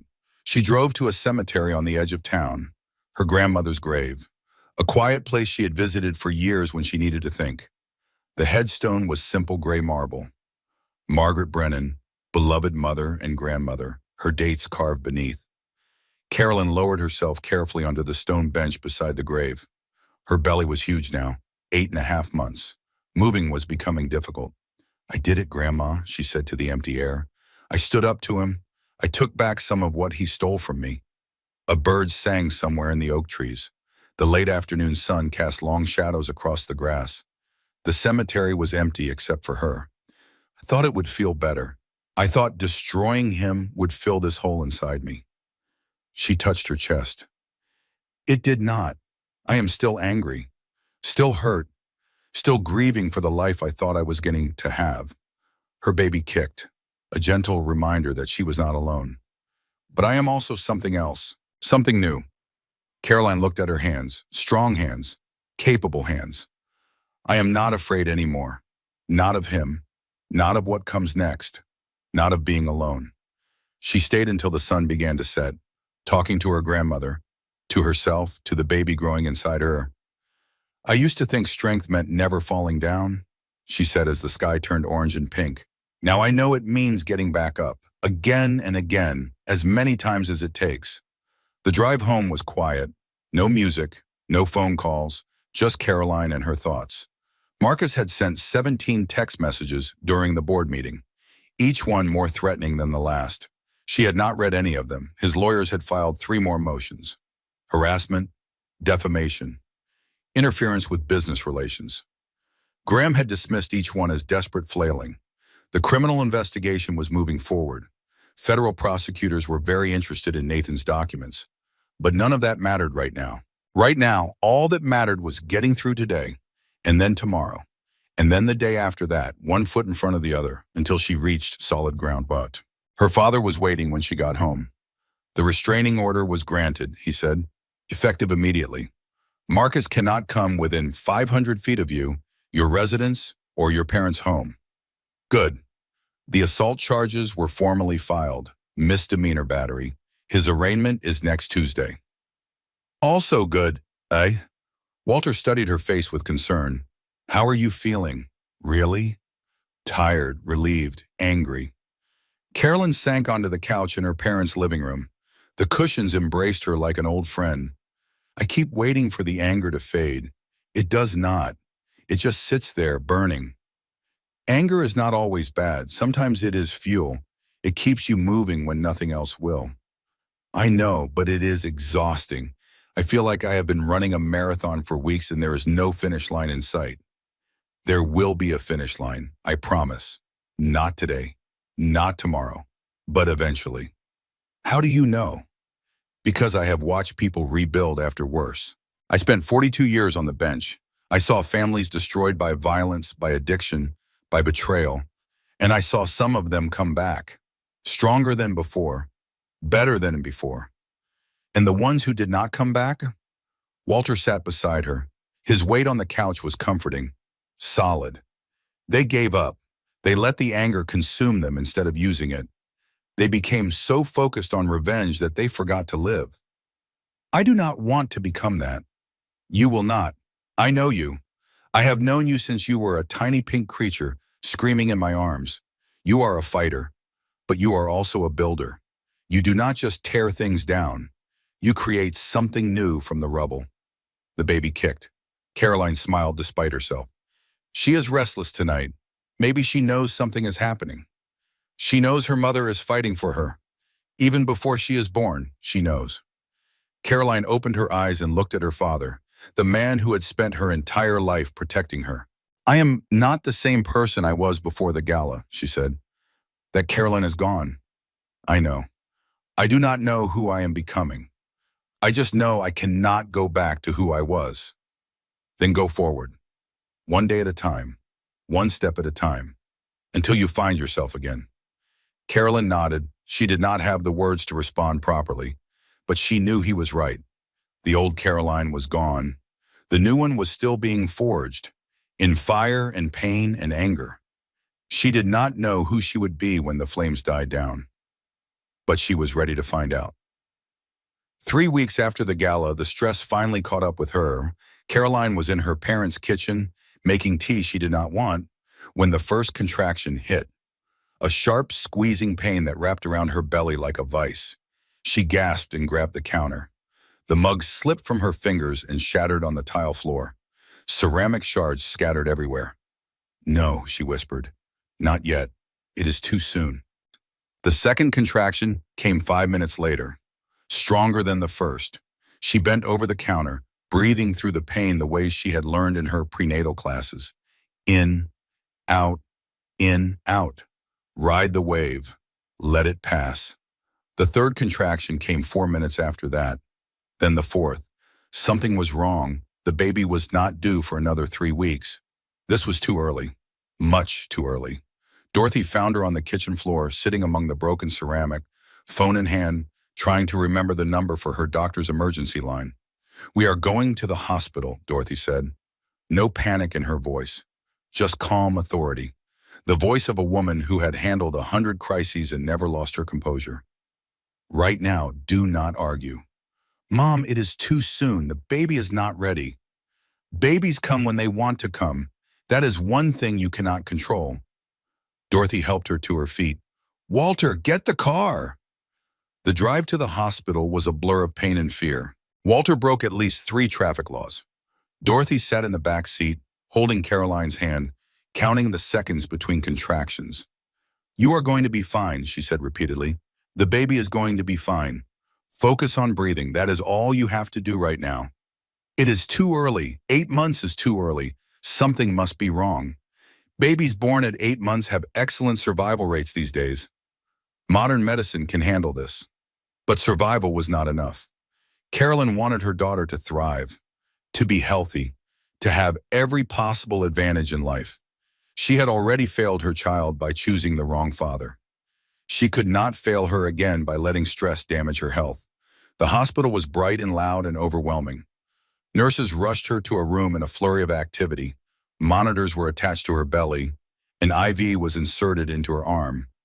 Doctors spoke in calm, measured tones that did nothing to ease her fear. "The contractions are slowing," Dr. Morrison said after an hour of monitoring. "We are going to keep you overnight for observation, but I do not think we are looking at imminent labor." "What caused this?" "I was just making tea. I was not doing anything stressful." Your body does not care what you are doing in the moment. It cares about cumulative stress. Dr. Morrison sat on the edge of the bed. Her voice was kind but firm. "Carolyn, you have been through enormous trauma in the past few weeks. Your body is responding to that. It is trying to tell you something." "What is it trying to tell me?" "That you need to slow down. Rest. Let other people handle things for a while." "I cannot slow down. There is too much happening: the divorce, the criminal case, the custody situation. None of those things will matter if you deliver prematurely and spend months in the NICU." Dr. Morrison's eyes were serious. "I am not trying to scare you. I am trying to make you understand. That baby needs you healthy. Whatever battles you are fighting can wait." Stress. Marcus had done this. Even from a distance, even with a restraining order, he was still hurting her, still damaging her body, still threatening her child. The rage that flared inside her was almost physical in its intensity. "I need her to be okay," Carolyn said. Her voice cracked. "She is all I have left." "She is fine. Her heartbeat is strong. She is active and responding well. You have done nothing wrong." Dr. Morrison squeezed her hand. "But you need to take care of yourself too, for her sake and for yours." So, that night, alone in the hospital room, Carolyn finally let herself fall apart. The tears came in waves, not the pretty, delicate crying of movies. Ugly, gasping sobs that shook her entire body and left her breathless. She buried her face in the hospital pillow and screamed into the cotton. She cried for her marriage, for the 7 years she had invested in a lie, for the man she thought she knew and the monster he turned out to be.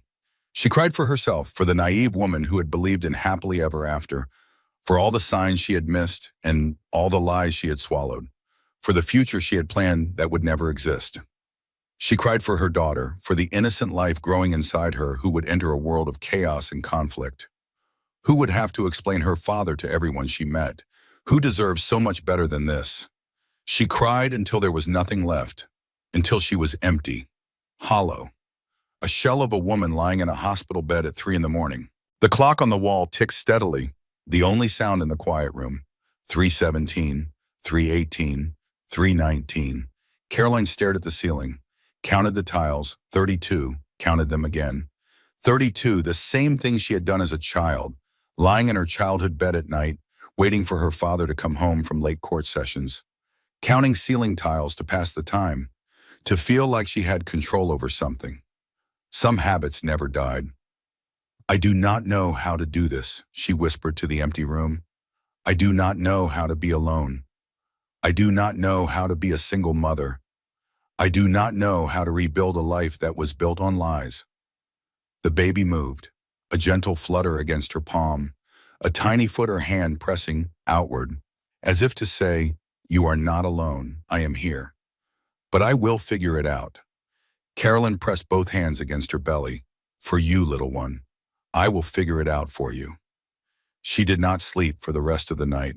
She lay there until the sun came up, watching the shadows shift across the ceiling, thinking about everything that had happened and everything that was still to come. When the nurse arrived with breakfast, Caroline was calm again. The storm had passed. "How are you feeling?" the nurse asked, setting down a tray of hospital food. "Better. I think I just needed to let it all out." "That is completely normal. You have been through a trauma. Your body and your mind both need to process it. I have been trying so hard to be strong, to keep moving, to not let him see me break." "You are strong, but even strong people need to cry sometimes. You cannot pour from an empty cup." Carolyn ate her breakfast, eggs that were slightly rubbery, toast that was somehow both dry and soggy, orange juice from a tiny plastic cup. Hospital food had never tasted so good. Her parents arrived at 8. Tessa came at 9 with magazines and chocolate. Graham called at 10 with legal updates that she barely absorbed. Life kept moving, even when she wanted to stop, even when she felt like she could not take another step. That was the thing about surviving. You did not have a choice. The world kept spinning, whether you were ready or not. Dr. Morrison discharged her that afternoon with strict instructions. Bed rest for the next week. No stress, no legal meetings, no confrontations. Your job right now is to stay horizontal and let that baby finish cooking. I understand. I mean it, Caroline. I have seen too many women in your situation push themselves to the breaking point. The divorce will still be there in a week. The lawyers will still be there. But if something happens to this baby, you will never forgive yourself. I will rest. I promise. Good. I will see you next week for a checkup. The drive home was quiet. Dorothy sat beside her in the back seat, holding her hand without speaking. Sometimes words were not necessary. When they pulled into the driveway of the Brennan estate, a familiar car was parked by the gate, a silver BMW that Caroline recognized immediately. Sloane Mitchell stood beside it. Caroline's stomach dropped. What is she doing here? I do not know, Walter said, his voice tight. But I am going to find out. Wait. Caroline opened her car door before anyone could stop her. I will handle this. Caroline, you just got out of the hospital. I know, but this is something I need to do. She walked towards Sloane on unsteady legs. Her hospital bracelet was still on her wrist. Her clothes were wrinkled from sleeping in them. She probably looked terrible. Sloane did not look much better. Pale, exhausted, dark circles under her eyes. Her designer clothes hung loose on her frame. She had lost weight. A lot of weight. What do you want? Caroline asked. To talk, that is all. Sloane's voice was quiet, almost timid, nothing like the confident, mocking woman who had laughed at the gala. I know I do not deserve it, but please, just give me 5 minutes. Against every instinct telling her to walk away, Caroline nodded. 5 minutes. That is all. They sat on the stone bench in the garden, 2 pregnant women facing each other. 2 women bound by the same man, the same lies. You were right, Sloane said after a long silence. About everything. About Marcus, about who he really is. I know. He is not the man I thought he was. The man I fell in love with does not exist. Sloane's hands trembled in her lap. I thought I was special, different. I thought what we had was real. He told me the same things 7 years ago. I believed him too. I was so stupid, so blind. I saw what I wanted to see because the alternative was too painful. Carolyn felt something unexpected stir in her chest. Not sympathy exactly, but recognition. She knew that pain. She had lived it. Why are you here, Sloane? What do you want from me? Help. The word came out as barely a whisper. I know I do not deserve it. After what I did to your marriage. After everything. But I do not know where else to turn. What kind of help? Marcus is threatening me. He says if I go public with anything, if I talk to anyone, he will take my baby. He will claim I am an unfit mother. He will use his money and his lawyers to destroy me. Sounds familiar. I know it sounds like karma, the other woman getting exactly what she deserves. Sloane's eyes filled with tears. But my baby did not do anything wrong. My baby does not deserve to be used as a weapon. Carolyn thought about her own daughter, the innocent life growing inside her, a child who had not asked for any of this, who did not deserve to suffer for her parents' choices. Our babies are siblings, she said slowly. Half siblings, whether we like it or not, whether we wanted it or not. I know. And they deserve better than their father's war. Sloane nodded, tears spilled down her cheeks. I will give you the name of my attorney, Carolyn said. He can refer you to someone good, someone who specializes in cases like yours. Thank you. But understand this. Oh, Carolyn's voice hardened. I am not your friend. I am not your ally. I am a woman who knows what it is like to be deceived by Marcus Ashford. That is all we have in common. That is enough. More than I deserve. Carolyn stood up. Her legs were shaky. Her back ached. She needed to lie down. The next time you fall in love with someone, she said, looking down at Sloane, make sure they are actually available. Make sure they are telling you the truth. Make sure you are not building your happiness on someone else's pain. She walked back toward the house without waiting for a response. Behind her, she heard Sloane crying. Quiet, desperate sobs that echoed across the garden. She did not turn around. The fourth week brought the worst news yet. Graham called on a Tuesday morning while Caroline was trying to follow doctor's orders and rest. His voice was tense, controlled, the voice of a lawyer delivering bad news. Marcus filed an emergency motion. He is challenging the validity of the prenuptial agreement. Caroline sat up in bed so fast she got dizzy. On what grounds? That agreement was airtight. You and my father wrote it yourselves.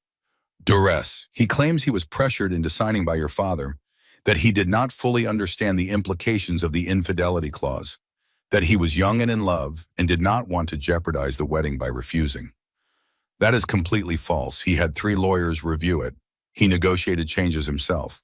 I know, but he found a judge who was willing to hear the argument. Judge Patterson, known for being sympathetic to wealthy defendants. Sympathetic or bought? Perhaps both. Graham paused. The hearing is Friday. If Marcus wins, the prenup is void. You lose most of your leverage. 3 days, she had 3 days to prepare for a hearing that could determine her entire financial future. What are our chances? On the merits, excellent. But this is not about merits. This is about Marcus throwing enough money at the problem to make it go away. And Judge Patterson has a history of letting that happen. So he might actually get away with it, after everything. Not if I have anything to say about it. I am already preparing our response. We will bury them in evidence. Carolyn hung up the phone, stared at the ceiling, tried to remember how to breathe normally. He was still finding ways to hurt her. After the board meeting, after the criminal charges, after the restraining order, Marcus Ashford was still finding ways to hurt her.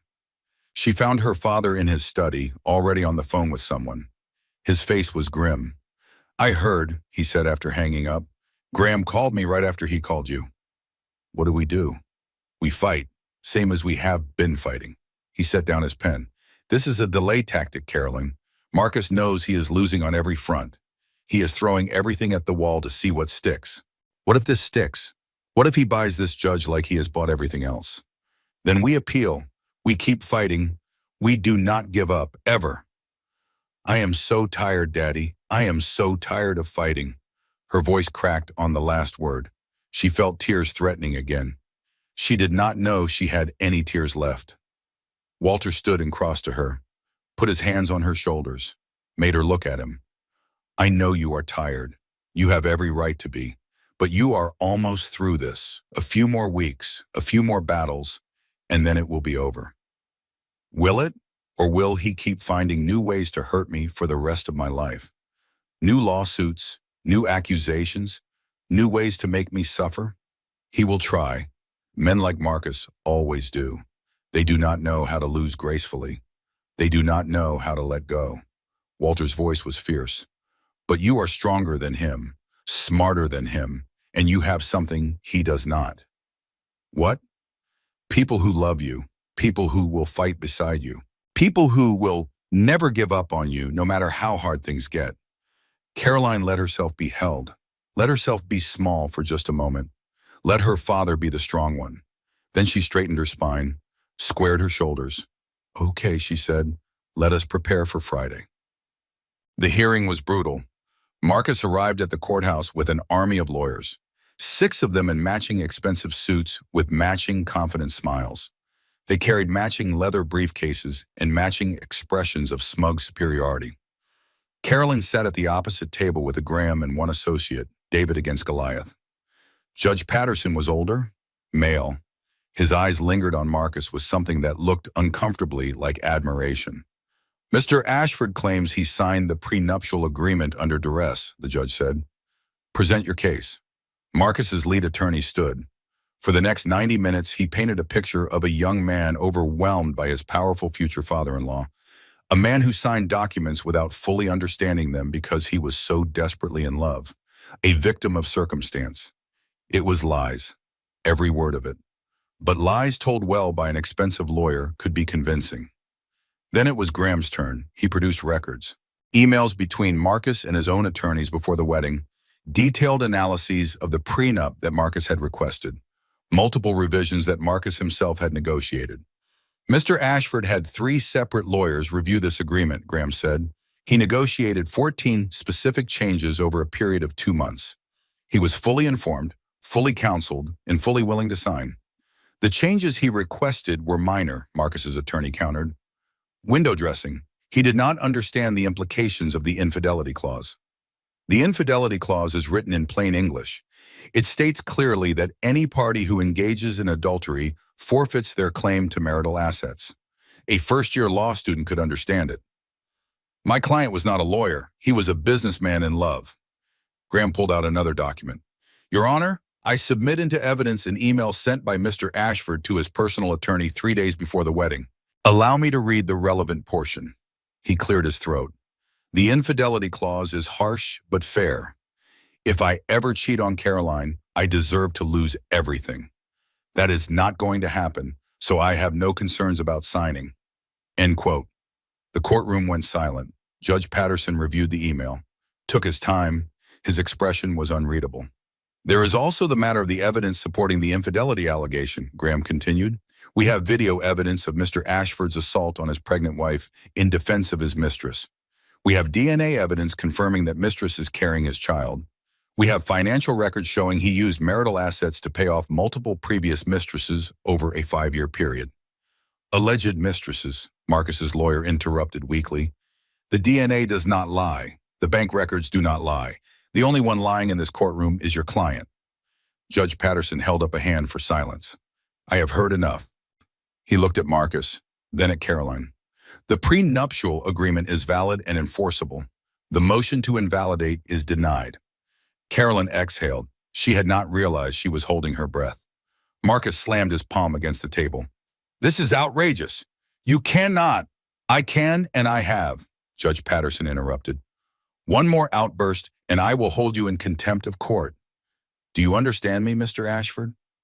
Marcus's jaw clenched so hard Caroline could see the muscle jump, but he nodded. Good. Court is adjourned. Caroline made it to the parking garage before she started shaking. We won, Graham said. The prenup holds. He cannot touch the assets. I know, I just need a minute. She leaned against her father's car, closed her eyes, tried to slow her racing heart. They had won this battle, but the war was far from over. Marcus had looked at her as they left the courtroom. Just for a moment, their eyes had met across the crowded hallway, and in that look, she had seen something that chilled her to the bone. Pure hatred, cold and absolute and terrifying. He was not going to stop, no matter how many battles he lost, no matter how many courts ruled against him, no matter how much money it cost. He would keep coming after her until one of them was destroyed. She had known this intellectually, but seeing it in his eyes made it visceral, real. Caroline? Her father's voice was gentle, concerned. Are you all right? No, but I will be. She opened her eyes, looked at the concrete ceiling of the parking garage, ugly and gray and solid. I want this to be over, she said. I want to stop fighting and start living again. I want to focus on my baby instead of my divorce. I want to sleep through the night without nightmares. Soon, the divorce will be final in 2 weeks. After that, he has no legal hold over you. He will find other ways, you know he will. And we will handle them, one at a time, until he runs out of ammunition or the will to fight. Carolyn touched her belly. The baby had been quiet all through the hearing, as if she knew to stay still during the storm. I keep thinking about what kind of world I am bringing her into, she said. A world where her father is a monster, where she will have to explain him to every friend, every teacher, every future partner. She will also have to explain her mother, the woman who fought for her, who protected her, who refused to give up no matter how hard it got. Walter opened the car door for her. That is a story worth telling. They drove home through afternoon traffic, past the hospital where Ellie would be born, past the courthouse where the divorce would be finalized, past the life Caroline was leaving behind. Everything was changing. Everything was uncertain, but she was still standing, and that was enough. The divorce was finalized on a Tuesday in late spring. Carolyn sat in Judge Morrison's chambers with Graham and her father. Marcus was not present. His lawyers handled the final signatures on his behalf. He could not even be bothered to show up for the end of their marriage. She should have been hurt. Instead, she felt only relief. By the power vested in me by the state, Judge Morrison said, I hereby dissolve the marriage between Caroline Brennan Ashford and Marcus James Ashford. Just like that, 7 years of marriage reduced to a signature and a stamp, a stack of papers, a few lines in a court record. She had expected to feel something profound. Grief, loss, the end of a chapter. Instead, she felt light, like a weight she had been carrying for years had finally been lifted from her shoulders. Congratulations, Graham said. He did not mean it sarcastically. You came out of this with everything you fought for. Everything was a lot.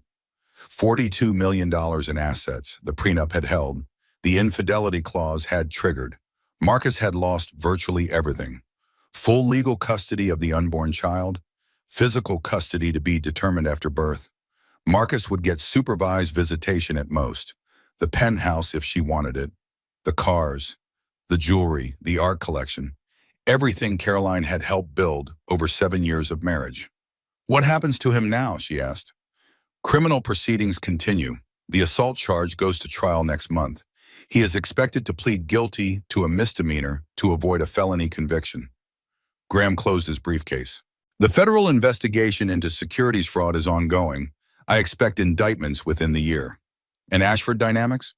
The board appointed Nathan as interim CEO. The company is stable. The IPO is postponed, but not canceled. Life goes on. Carolyn nodded. She did not care about the company. She never had. That was Marcus's dream, not hers. I want to go home, she said. Not my parents' house, my home, the penthouse. Walter looked concerned. Are you sure after everything that happened there? It is just a building, walls and floors and windows. And it is mine now, legally, completely mine. She stood with difficulty. 9 months pregnant, 2 weeks from her due date. Movement was a challenge. I need to make it mine, really mine. Erase him from every room. They drove to the penthouse in 2 cars, Caroline in the backseat of her father's sedan, Graham following behind with documents to sign. The doorman smiled when he saw her. Thomas. He had always been kind to her. Mrs. Ashford, it is good to see you. It is Ms. Brennan now, but thank you, Thomas. Of course, Ms. Brennan. Welcome home. The elevator ride was long, 47 floors. She had made this trip thousands of times over 5 years, usually rushing, usually preoccupied. This time she counted the floors as they passed. 1, 2, 3, each floor a step toward a new beginning. The doors opened onto the apartment she had shared with Marcus. Marble floors gleaming, floor-to-ceiling windows framing a panoramic view. $12 million worth of real estate in one of the most exclusive buildings in the city. Everything looked exactly the same. The furniture, the art, the view. Nothing had changed, but everything had changed. Carolyn walked through the room slowly, taking her time, reclaiming each space with her presence.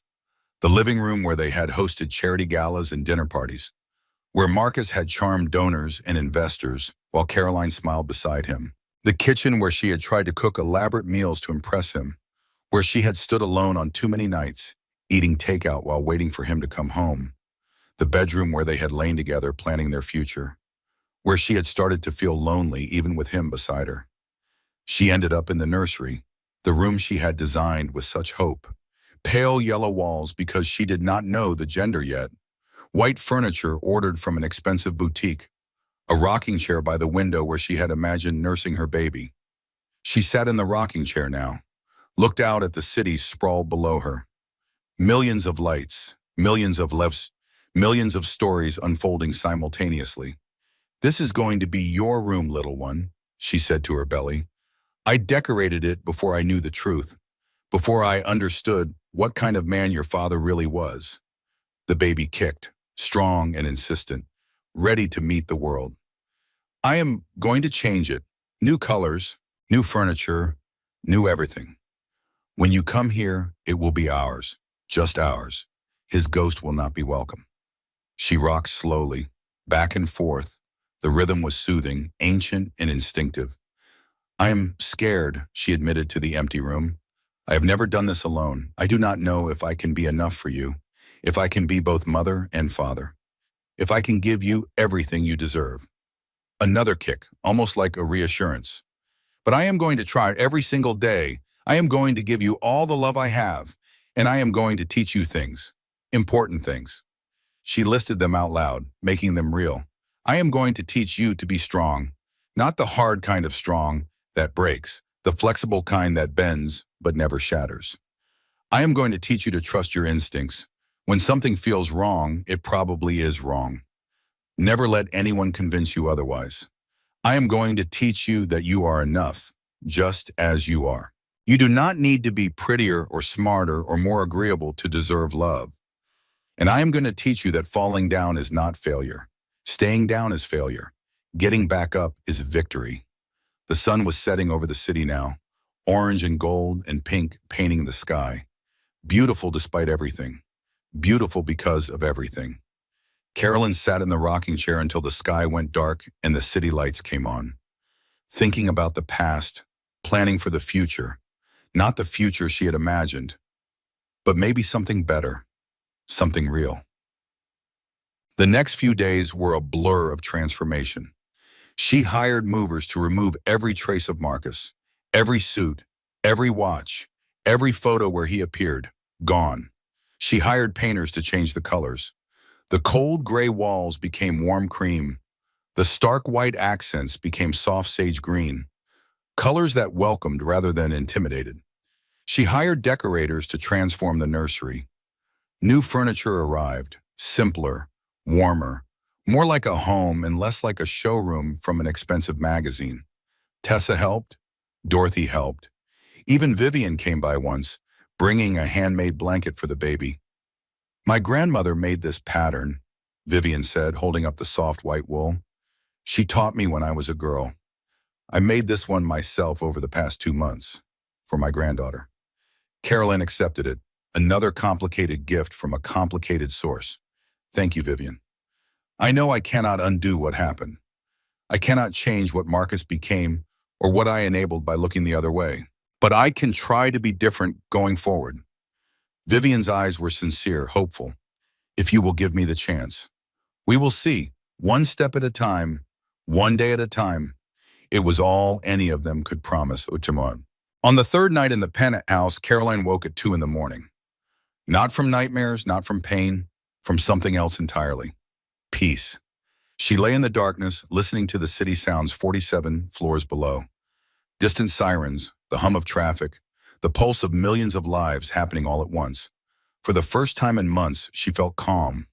Not happy? Not yet. Happiness was still too far away to imagine. But calm, centered, like the storm had finally passed and she was standing in the wreckage, ready to rebuild. She got up and walked to the window. The city sparkled beneath her like a blanket of stars that had fallen to earth. I survived, she said to her reflection in the glass. I actually survived. Her reflection stared back at her. A woman 9 months pregnant, dark circles under her eyes, hair pulled back in a messy bun, wearing old pajamas that had seen better days. But there was something in her eyes that had not been there before. Strength. Quiet, unshakable strength. Not the kind that came from anger or revenge. The kind that came from breaking down completely and building yourself back up, piece by piece from the foundation. She had been through the fire, and she had not been consumed. She had been forged. You are almost here, little one, she said to her belly. Just a few more days, and then we begin our real life together. The baby shifted, settling into position, getting ready. Carolyn went back to bed, slept until dawn without dreaming. When she woke, the sun was streaming through the windows, and she was ready. Eleanor Grace Brennan arrived at 6:47 on a Thursday morning. 7 pounds, 4 ounces, 10 perfect fingers, 10 perfect toes. A full head of dark hair and lungs that announced her presence to the entire maternity ward.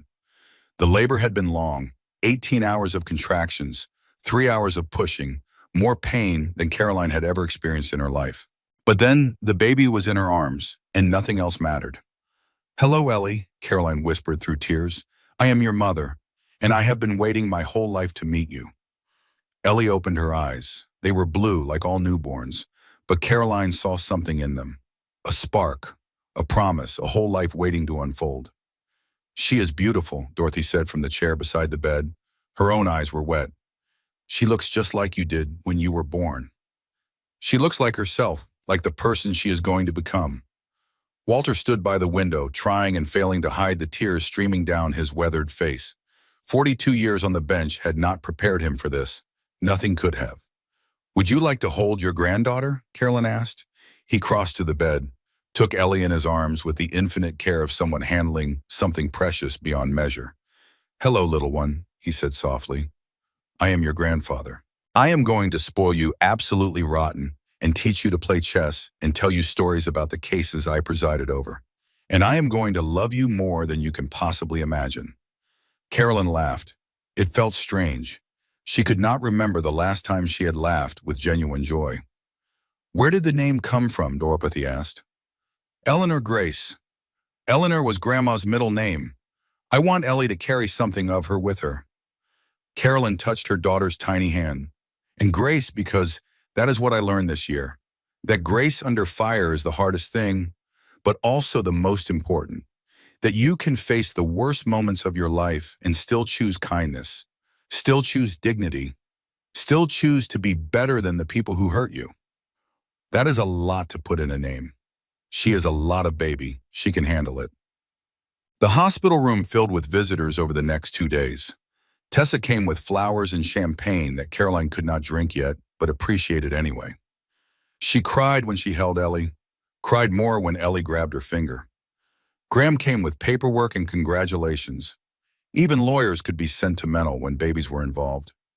Nathan stopped by, awkward but sincere. He brought a stuffed elephant that was almost bigger than Ellie herself. I want to be in her life, he said, looking at his niece in her bassinet. I know this situation is complicated. I know I am connected to a lot of painful things, but she is family, and I would like the chance to be a good uncle. We will figure it out, Caroline said. Slowly, carefully, but yes, I think we can figure it out. Sloan sent a card, no visit. That was probably for the best for now. On the second day, Carolyn's phone buzzed with a text from a blocked number. Heard the baby was born. Congratulations. She stared at the message for a long moment. She knew who had sent it, even without a name attached. She did not respond. Some bridges needed to stay burned, but she also did not feel the surge of anger she expected, just tiredness, and a distant kind of pity for a man who had lost everything and still did not understand why. So, 3 months after Ellie was born, Caroline returned to work. Not to the corporate world she had left behind, not to the foundation she had run for years, not to anything connected to her old life, to something completely new, something entirely her own. Brennan Family Law opened its doors in a modest office building downtown. Just Caroline and 2 associates she had recruited straight out of law school. Young women who reminded her of herself at that age.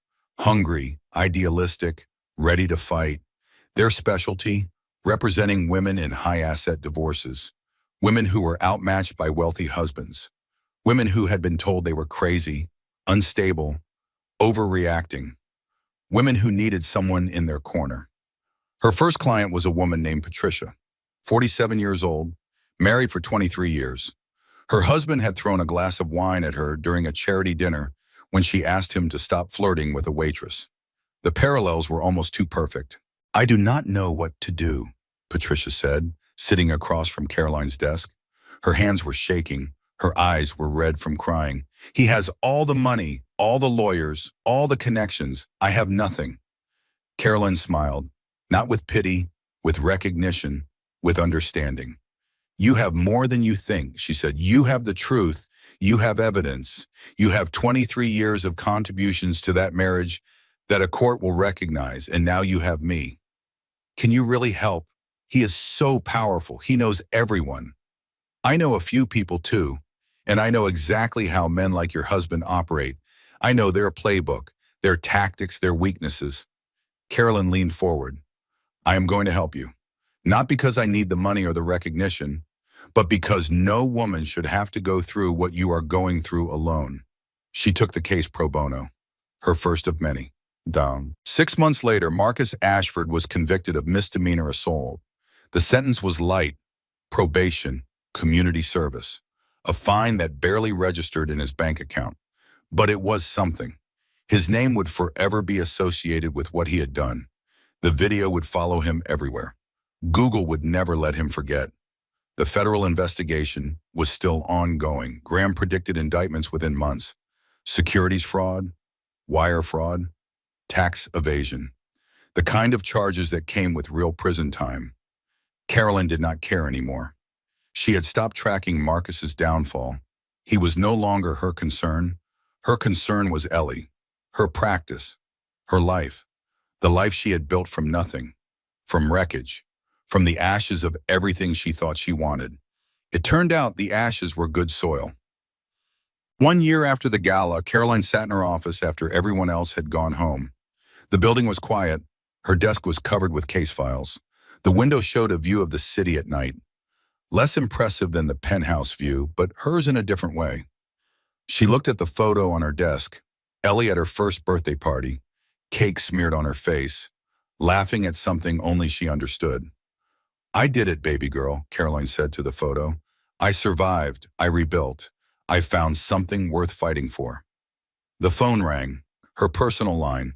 She answered without checking the caller ID. Ms. Brennan? My name is Jennifer Walsh. I got your number from a friend.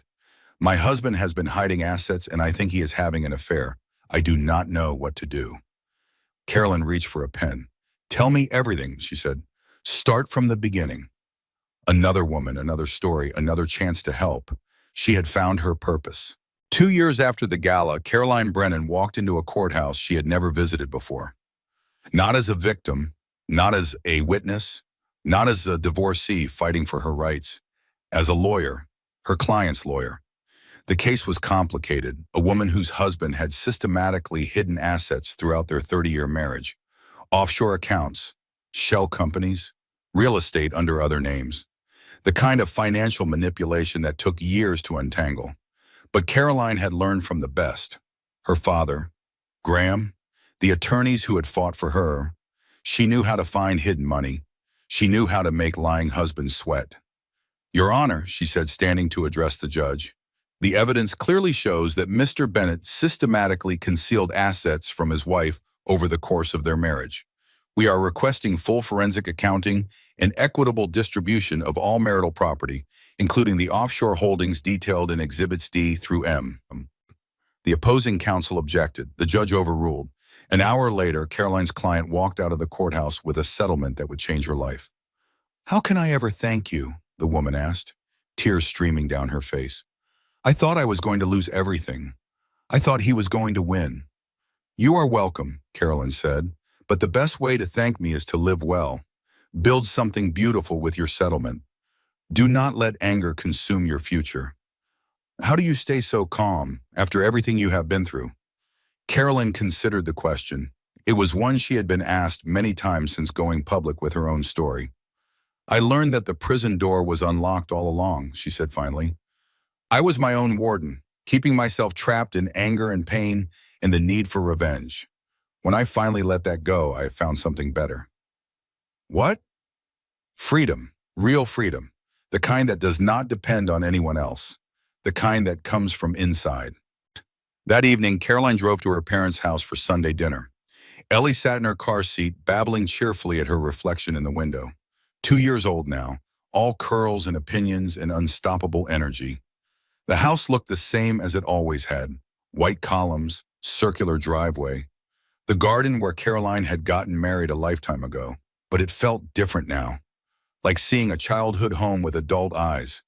Recognizing the beauty she had taken for granted, I said, "Mommy home?" Ellie asked. "Grandma and Grandpa's home. We visit here." "Ellie home?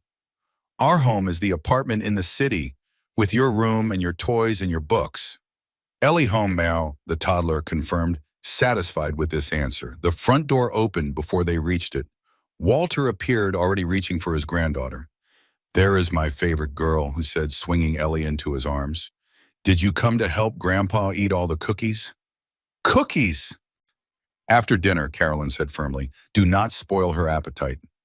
"Grandparents are supposed to spoil. It is in the job description." Dorothy appeared behind him, wiping her hands on an apron. "Dinner is almost ready. Roast chicken. Your favorite." They ate in the dining room, the same room where Caroline had announced her engagement 7 years ago. The same room where she had announced her pregnancy. The same room where she had told her parents about the affair. So much had happened in this room. So much pain. So much healing. "The firm is doing well," she told her parents over dessert. "We have 12 attorneys now, a staff of 20, more clients than we can handle." "I am proud of you," Walter said. "What you have built is remarkable. I had good teachers. You had determination. Everything else came from that." Ellie was falling asleep in her high chair, exhausted from the excitement of cookies and grandparents. Caroline lifted her gently, held her against her shoulder. "I used to dream about what my life would look like," she said softly. "When I was young, I imagined a perfect marriage, a perfect career, perfect children, everything going according to plan." "And now?" Dorothy asked. "Now I know there is no such thing as perfect. There is only real, and real is better." Later that night, after Ellie was asleep in her grandmother's guest room, Carolyn walked alone in the garden. The same garden where she had played as a child. The same garden where she had gotten married. The same garden where her life had fallen apart and slowly come back together. She stopped at the fountain in the center. Water trickled over stone. The sound was peaceful, eternal. "I forgive you." The words surprised her. She had not planned to say them, but they were true. "I forgive you, Marcus. Not for your sake, for mine. I am tired of carrying the weight of hating you. I am tired of letting what you did define me." The night was quiet, only crickets and flowing water and her own heartbeat. "You were cruel. You were selfish. You nearly destroyed me, but you did not. You could not, because I am stronger than you ever gave me credit for." She took a deep breath, let it out slowly. "I am not the woman you married anymore. She is gone. You killed her that night at the gala, but someone better grew from her ashes. Someone who knows her own worth. Someone who helps other women find theirs." A light appeared in an upstairs window. Her father, probably checking on Ellie, making sure his great love was sleeping peacefully. So thank you, in a twisted way. Thank you for showing me what I was capable of surviving. Thank you for forcing me to become someone I never knew I could be. She touched the edge of the fountain, cold stone beneath her fingertips. Goodbye, Marcus. I wish you peace, even though you do not deserve it, even though you will probably never find it. She walked back toward the house, each step lighter than the last. The past was behind her now. Really, truly behind her. The future was waiting. 1 month later, Carolyn stood before a crowd of 200 women, the National Conference on Family Law, an audience of attorneys, advocates, and survivors, all gathered to hear her keynote address. I want to tell you a story, she began. It is not a pretty story. It is not an easy story, but it is a true one. She told them everything. The marriage, the affair, the gala, the champagne, the rebuilding. She told them about the nights she could not sleep, the days she could not stop crying, the moments she wanted to give up, and the reasons she did not. She told them about Ellie, about finding purpose, about choosing grace when revenge would have been easier. I am not standing here because I am special, she said as she neared the end. I am standing here because I am like every woman in this room, like every woman who has ever been hurt by someone she loved, like every woman who has ever been told she was crazy for seeing the truth. She paused, looked out at the sea of faces. I am standing here because I got back up, again and again, as many times as it took, and so can you. So can every woman you represent. So can every survivor you encounter. The prison door is not locked. It never was. We just have to remember that we hold the key. The applause started slowly, then built, then became a standing ovation. Carolyn stood at the podium and let the sound wash over her. Not victory, not revenge, not even justice exactly. Something better. Transcendence. The audience was still clapping when she stepped away from the microphone, still clapping when she walked off stage, still clapping when she found Ellie waiting with her grandmother in the wings. Mama good? Ellie asked, reaching for her. Mama is very good, Carolyn said, lifting her daughter into her arms. Mama is finally very, very good. They walked out of the convention center together, into the sunlight, into the future, a future that belonged to them, a future they had earned. Carolyn Brennan stood in the sunlight, her daughter in her arms, and smiled. Not because she had won, not because Marcus had lost everything, but because she had found something better than revenge.